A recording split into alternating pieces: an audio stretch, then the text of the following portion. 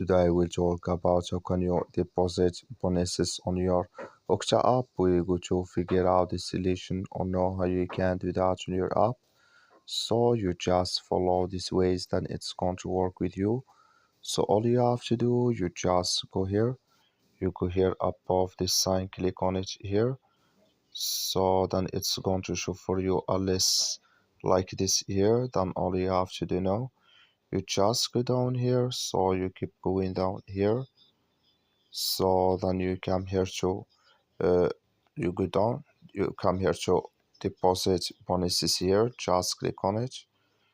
Then it's going to take you to this list, and here you will find available bonuses here. Then here can you find active and cancel it here. So here in available can you use this bonus, and here they give you a way to use this bonus here on your Octa app.